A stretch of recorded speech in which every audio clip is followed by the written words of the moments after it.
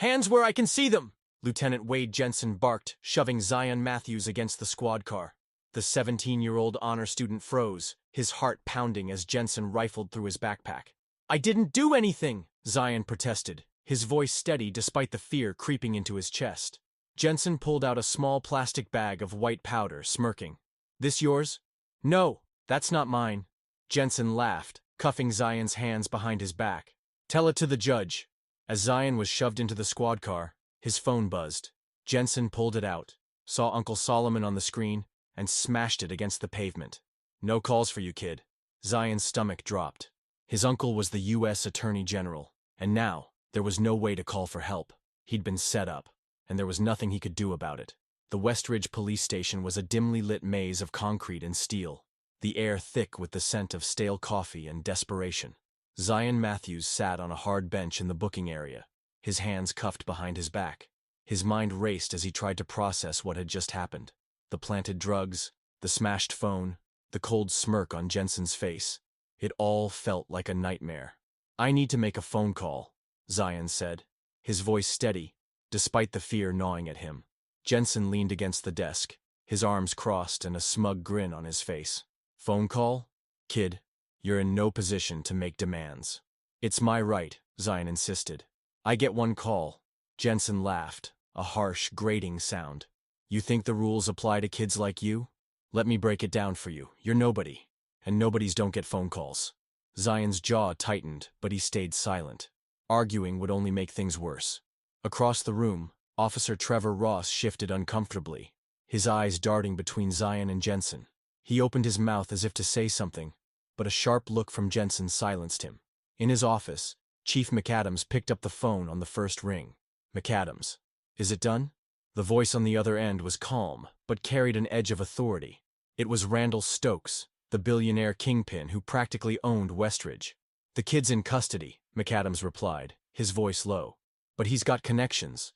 His uncle's Solomon Matthews, U.S. Attorney General. Stokes chuckled, a cold, mirthless sound. And? That just means we make the case airtight. No bail, no loopholes, no mistakes. Understood. Understood, McAdams said, though a bead of sweat trickled down his temple. He hung up and leaned back in his chair, staring at the ceiling. Stokes's orders were clear, and McAdams knew better than to defy him. Back in the holding area, Jensen tossed Zion's file onto the desk. Kid's got a record, he said, though the words were a lie. Drug possession, resisting arrest, he's not going anywhere. Ross frowned, glancing at the file. But he's just a kid. Shouldn't we at least what? Jensen snapped, cutting him off. You want to lose your job? Your pension? This is how it works, Ross. You either play along or you get played. Ross looked down, his hands clenched into fists. He wanted to say something, to do something, but the weight of the system pressed down on him, crushing his resolve. Zion sat alone in his cell, the cold metal bench biting into his skin. He stared at the graffiti-covered walls, his mind racing. This wasn't just about him. It was about a town built on corruption, where power and money ruled everything. And if he was going to survive, he'd have to fight back. Solomon Matthews stared at his phone, his brow furrowed. He'd called Zion 3 times, but each call went straight to voicemail. Something wasn't right. Zion never ignored his calls, especially not after dark. Solomon's instincts, honed by years as the U.S. Attorney General, kicked into overdrive. Before he could dial again, his phone rang. It was his sister, Patricia. Her voice was frantic. Solomon, it's Zion. He's been arrested. Solomon's heart skipped a beat. What? For what? They're saying he had drugs, Patricia said, her voice trembling. But you know Zion. He'd never do something like that. Something's wrong. Solomon's jaw tightened. Where is he? Westridge Police Station. They won't let me see him. Solomon, you have to do something. I will, Solomon said, his voice calm but firm. Stay by your phone. I'll handle this. He hung up and immediately dialed another number. This is Solomon Matthews. I need Director Harris at the FBI on the line. Now. Within minutes, Solomon was briefing the FBI director.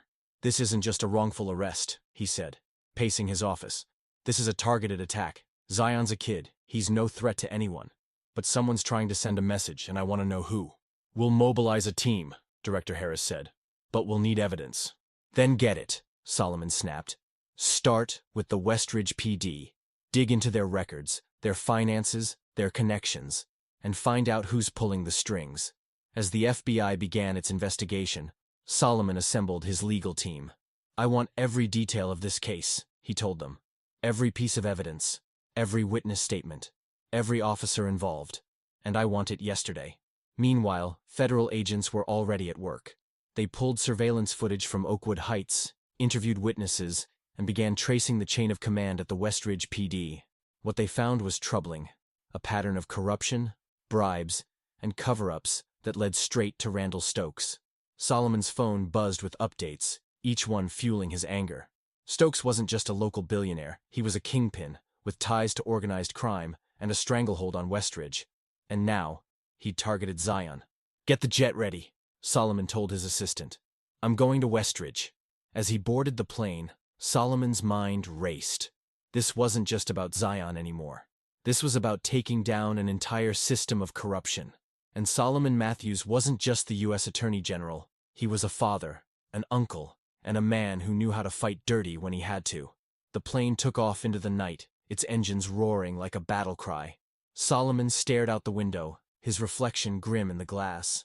Whoever was behind this had made a fatal mistake. They'd underestimated him, and they were about to pay for it. Linda Gates sat at her desk, her fingers flying across the keyboard as she edited the footage. The video was shaky, captured on her phone from a distance, but it was clear enough. Zion Matthews, a black teenager, being shoved against a squad car, his backpack rifled through, and a bag of white powder planted in his hands. The audio was muffled, but Jensen's smug laughter rang out loud and clear. Linda hesitated for a moment, her cursor hovering over the upload button. She knew what this meant. Posting the video would put a target on her back. But if she didn't, Zion would be just another statistic, another black kid swallowed by a corrupt system. She clicked upload. Within hours, the video went viral. News outlets picked it up, and hashtags like #Justice for Zion and #Westridge PD trended nationwide. Protests erupted outside the Westridge police station, their chants echoing through the streets. No justice, no peace.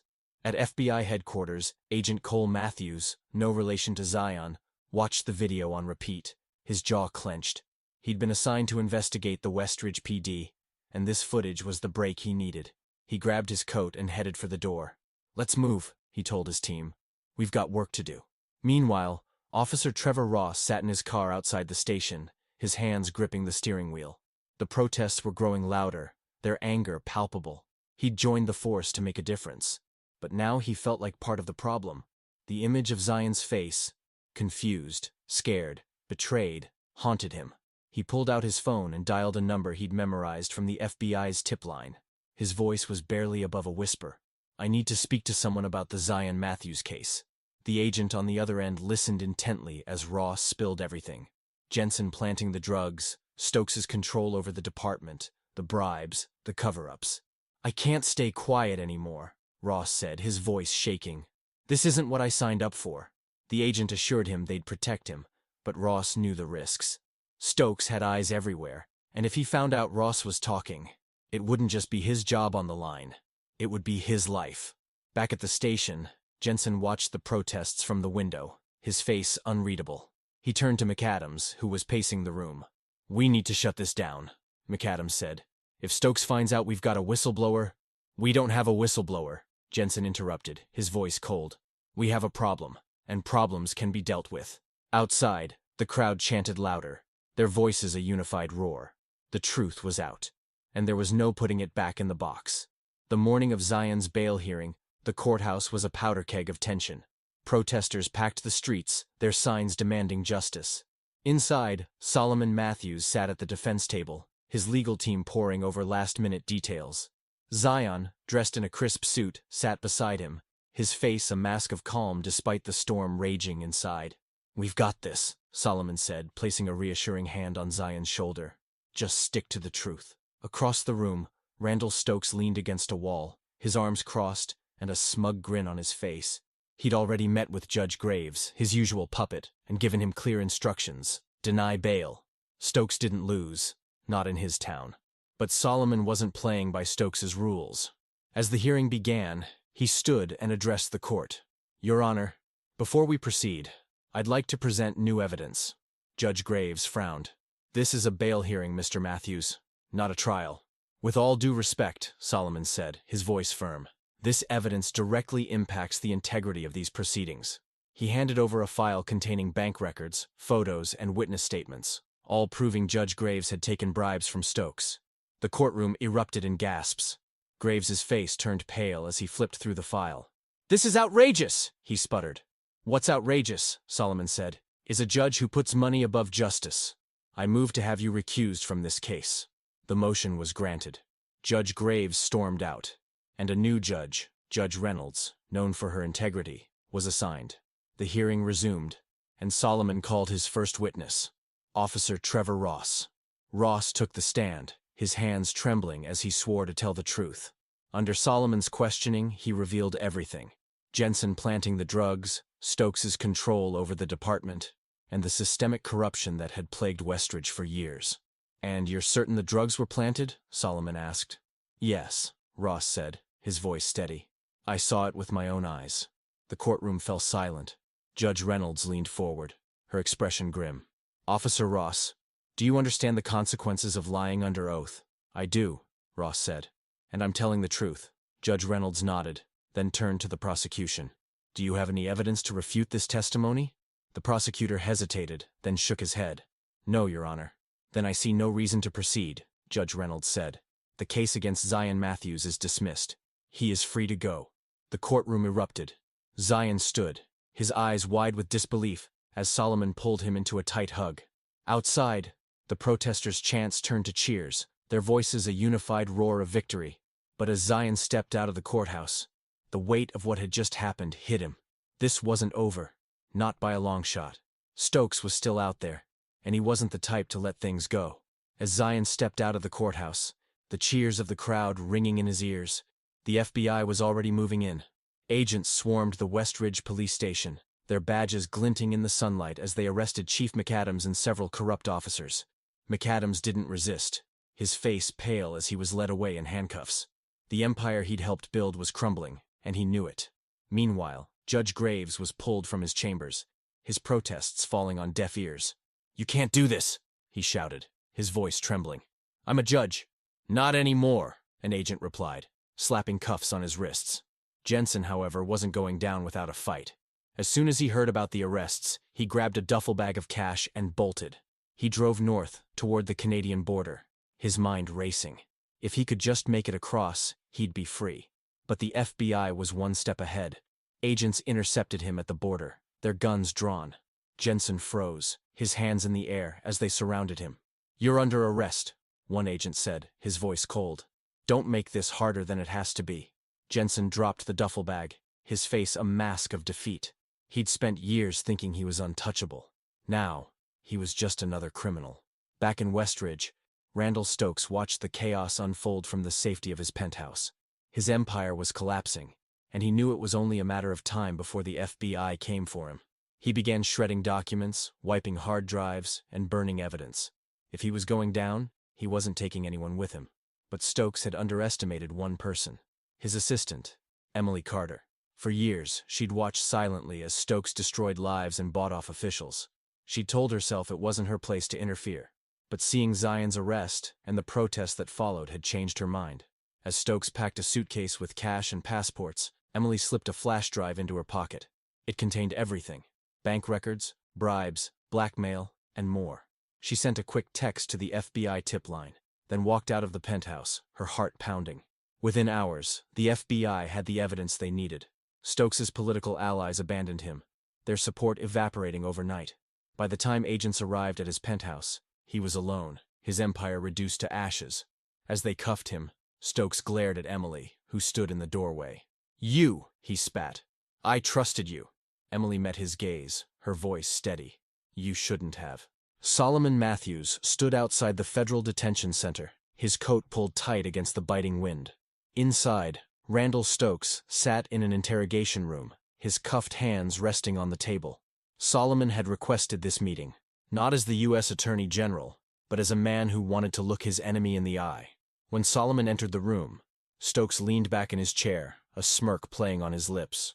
"Well, well, the great Solomon Matthews. Come to gloat? I came to give you one chance." Solomon said, his voice calm but firm. "Surrender. Cooperate. And maybe, just maybe, you'll get a reduced sentence." Stokes laughed, a cold, hollow sound. "You think I'm scared of you? I've got friends in high places, Matthews. Friends who won't let this stand." Solomon leaned forward, his eyes narrowing. "Your friends are gone. Your empire's crumbling. This is your last chance." Stokes's smirk faltered for a moment, but he quickly recovered. "We'll see about that." That night, as Solomon drove home, his car was ambushed. A black SUV rammed him from behind, forcing him off the road. Gunfire erupted, shattering his windows and piercing the night air. Solomon ducked, his training kicking in as he grabbed his phone and called for backup. The attackers fled before help arrived, leaving Solomon's car riddled with bullets. He stepped out, his hands trembling with rage. This wasn't just an attack, it was a message. Stokes was still fighting, and he wasn't playing by the rules. The next morning, Solomon stormed into FBI headquarters, his face a mask of fury. "I want Stokes's entire network dismantled," he told Director Harris. "Every property, every account, every associate. I want him buried." The FBI moved quickly. Raids were conducted on Stokes's private properties, luxury penthouses, warehouses, even a private island.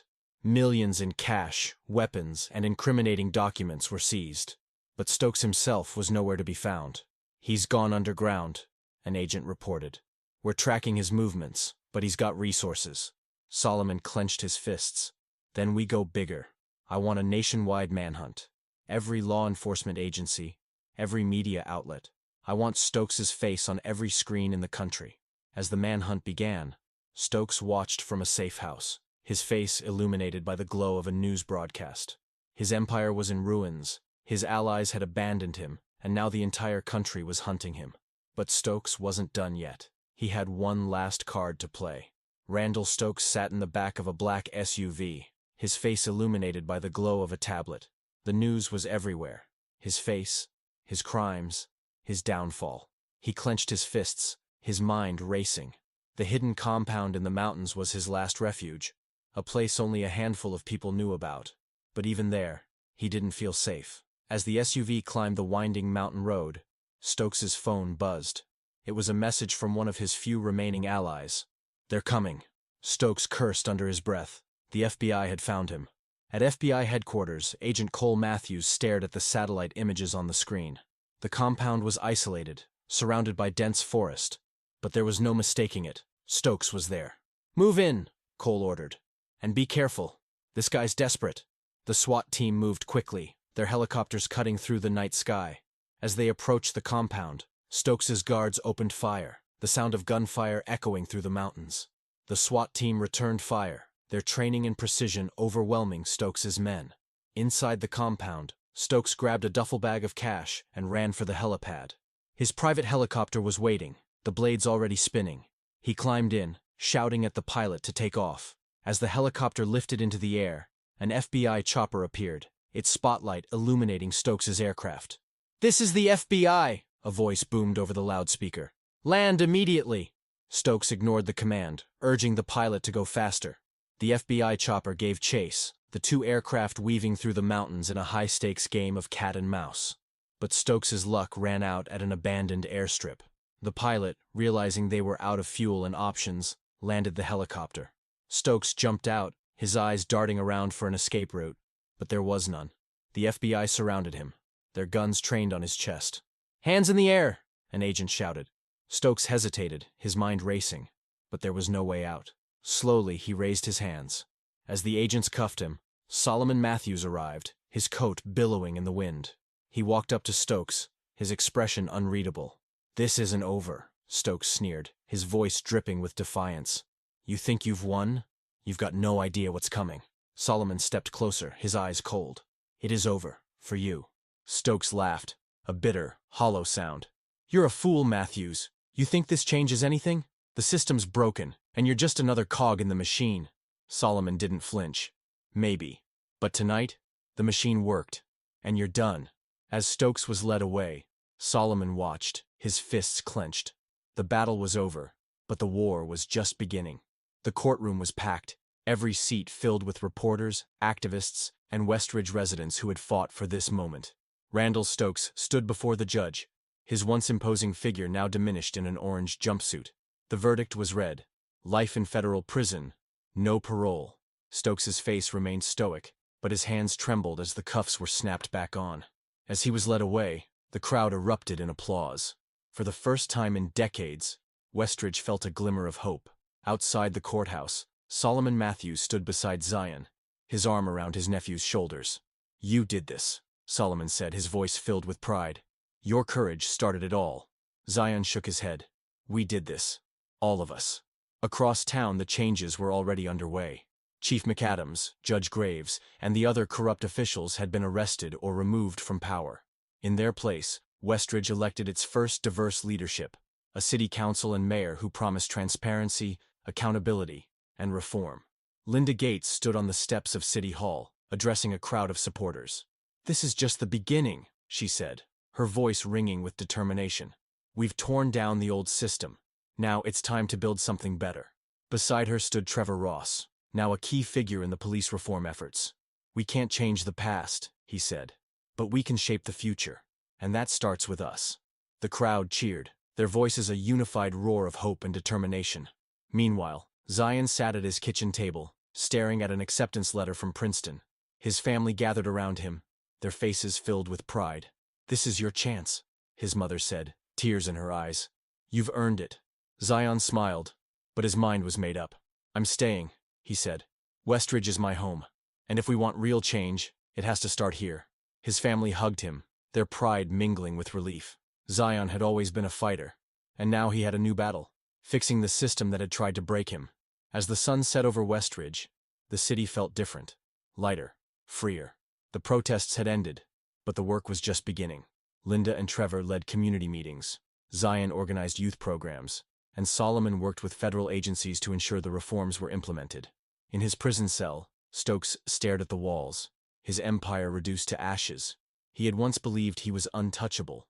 Now, he was just another inmate, his legacy a cautionary tale. And in the streets of Westridge, the people marched, not in anger, but in hope. They had fought for justice, and they had won. But they knew the fight wasn't over. It never was. As Zion stood on the steps of City Hall, looking out at the crowd, he felt a sense of purpose he'd never known before. "This is our city," he said, his voice steady and strong. "And we're not done yet." The crowd erupted in cheers, their voices a unified roar of hope and determination. For the first time in a long time, Westridge felt like home. Months had passed since Stokes's sentencing, and Westridge felt like a different city. The streets, once shadowed by corruption, now buzzed with energy and hope. At the center of it all was Zion Matthews, standing on a stage in the heart of downtown, addressing a crowd of hundreds. "Justice isn't just about punishing the guilty," Zion said, his voice steady and strong. "It's about building something better. It's about making sure no one else has to go through what I did." The crowd erupted in applause, their cheers echoing through the streets. Zion had become a symbol of hope, his story inspiring not just Westridge, but the entire nation. Behind him, a banner read, "Westridge Justice Scholarship, empowering the next generation." The scholarship, launched in Zion's honor, would provide full tuition to students committed to fighting corruption and advocating for justice. As Zion announced the first recipients, the crowd cheered louder, their pride palpable. In the front row, Solomon Matthews watched with a smile. His work in Westridge had caught the attention of the White House, and he'd been invited to lead a national reform initiative. It was a daunting task, but Solomon knew it was necessary. "Change starts here," he'd told the president. "But it doesn't end here." After the speech, Zion walked through the streets of Westridge, the city he'd fought so hard to save. The fear that once gripped him was gone, replaced by a sense of purpose and pride.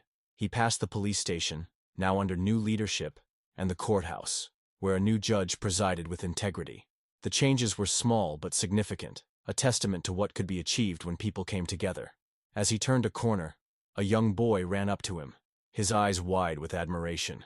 "You're Zion Matthews, right?" the boy asked. Zion smiled. "That's me," the boy grinned. "I want to be like you when I grow up." Zion knelt down, meeting the boy at eye level. "You can be," he said, "but it's not about being like me. It's about standing up for what's right, even when it's hard. Can you do that?" The boy nodded, his expression serious. "I can." Zion ruffled the boy's hair. his heart swelling with pride. Then you're already on the right path. As he stood and continued his walk, Zion felt a sense of peace he hadn't known in years. The fight wasn't over, it never was, but the seeds of change had been planted. And as he looked around at the bustling streets, the smiling faces, and the sense of hope in the air, he knew something profound. Change had truly begun.